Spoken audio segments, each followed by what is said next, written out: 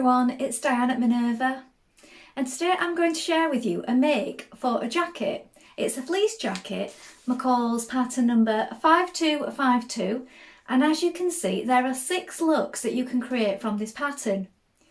We're going to be making version E, so it's the jacket right here, and what we're going to be using today is this super soft Minerva core range polar fleece in apple green.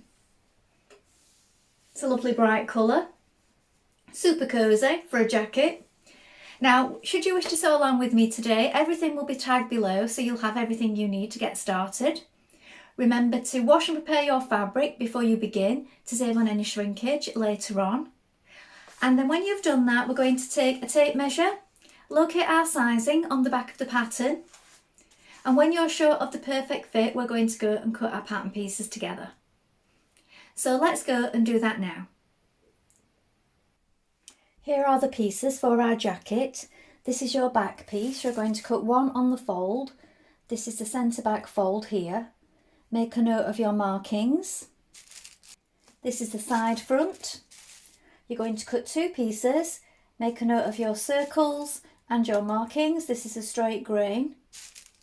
Lengthen or shorten at this point. This is the front. Again, cut 2 pieces. This is a straight grain. Make a note of your markings. Here we have your sleeve piece for B, C, E and F. You're going to cut 2. This is a straight grain. Note your markings, your notches and your circles. This is the yoke front. Again, cut 2 pieces. This is a straight grain. Make a note of your markings. And your hood for D, E and F. You're going to cut 2 pieces. This is a straight grain here. Here we have the upper left pocket for all views. You're going to cut 2 from lining. This is the straight grain. This is the lower pocket for A, B, D and E. You're going to cut 4 pieces of lining. This is a straight grain. Now we're ready to begin making our jacket. Now first of all, you want to wind half of your thread onto your machine spool and check that your needle is sharp.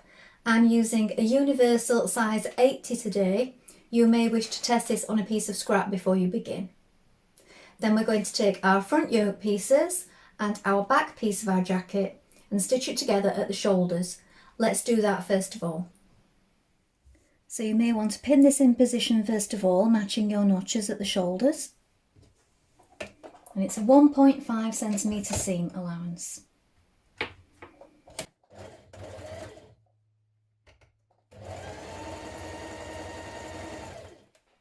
Now stay stitch around your neck edge, 1.3 centimetres away from the raw edge. Now with right sides facing, you're going to stitch your hood sections together all the way around this curve, and then when you've done that, you're going to edge finish it and press it towards the left side. Now you can stitch down your seam of your hood to make it neat. You can do this from the right side. I prefer to do it from the wrong side. Turn the long edge of the hood to the inside along the fold line. Turn it under 6mm first of all and then fold it again like this.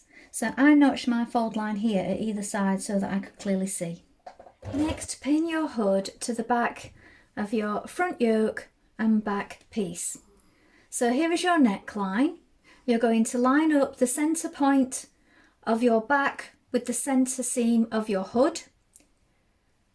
Line up your shoulders with these markings on your hood here and these markings here.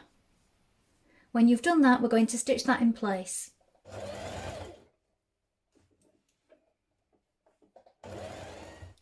I've added my Minerva Maker label at the centre back point here. And now we're going to stitch it down. So you're top stitching it from the right side, or as before, you can do it from the inside if you prefer. And that will keep the seam lying flat.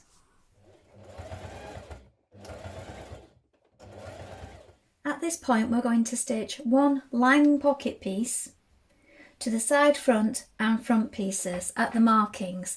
So here at the bottom you have your notch on each side and also the markings here and here for your pocket. So placing these on the right side, and do the same on the side front pieces as well.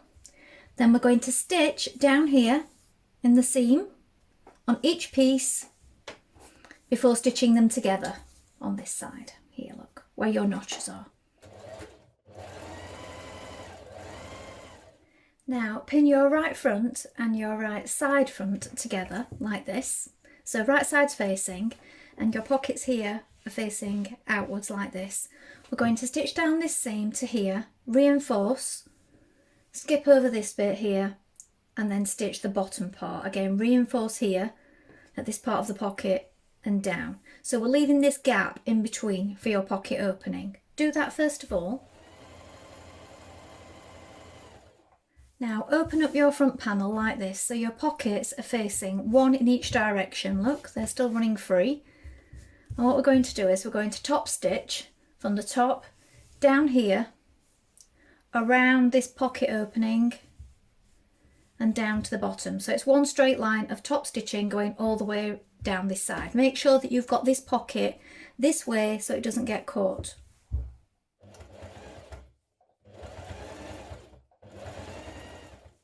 Now, based around your pocket pieces, I've chosen to overlock around mine at this point as well.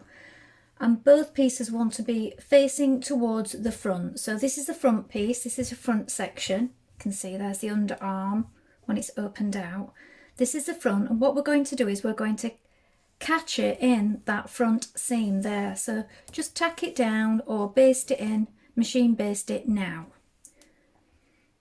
And that will hold that pocket in place. Next we're going to pin our upper left side pockets in place, so matching your notches here and here.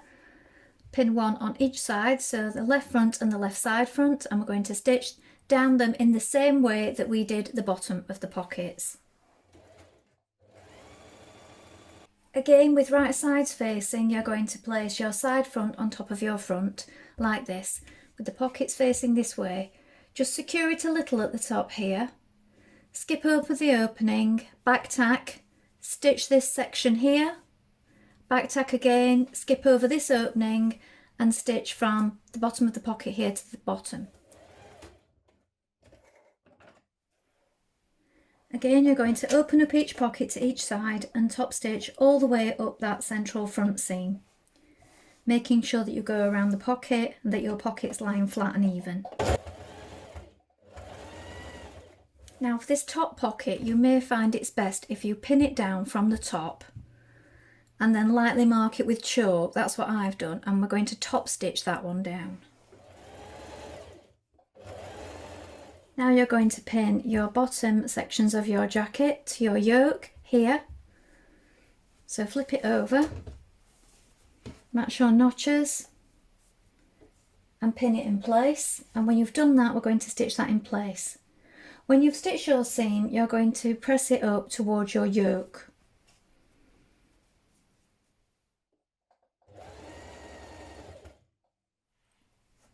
Now ease stitch between the markings on the top of your sleeve. Pin your sleeve into your armhole, matching the centre point here with the shoulder and the notches at either side. So you have 2 notches on one side and 1 notch on the other. Make sure that these line up and stitch your shoulder and sleeve in place.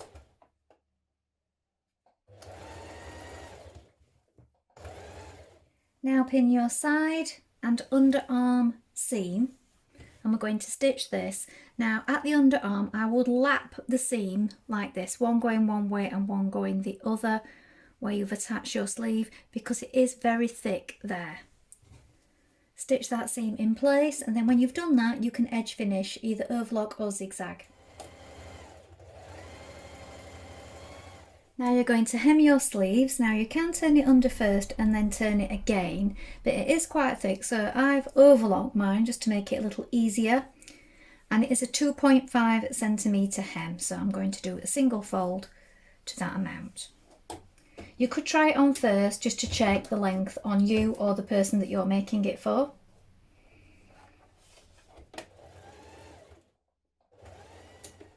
Now we're going to hem the bottom of our jacket. So again, it's 2.5 centimetres.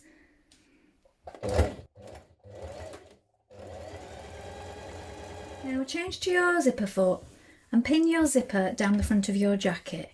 So it wants to be face down like this. And it's right to the top here. So your hood starts here, look.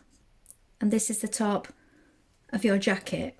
And what you'll do is when you've stitched that down, that'll fold behind and the whole thing will fold in like this. So we're going to stitch it close to the teeth down this side first of all.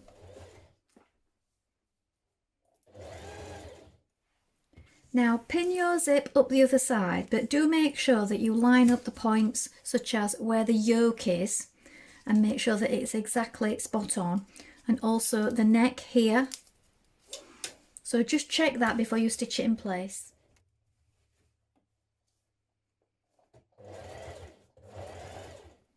Now top stitch your zipper down on the outside. Now finally you're going to cut a piece of Velcro. Now some of this will be tagged in the products. So you want to cut a piece for each side, so the rough side and the slightly softer side. And the rough side is going to go on the inside of your upper pocket. So make sure that when you're stitching that down that you only go through this layer here. So we're going to stitch this one on this side, on the inside of the pocket. And then the softer one is going to go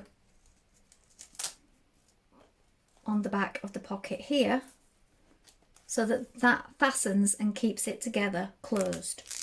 So sew the rough one on first of all.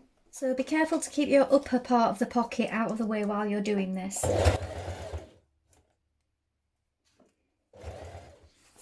So before you stitch the other side of it on, what I did was I pressed it down onto it so that I knew it was in the right place like this. Then I put a pin through the top, and that way you know it's in exactly the right place. Now stitch this one on. Now if you don't want that showing on the outside, you could do that by hand on the inside if you wished.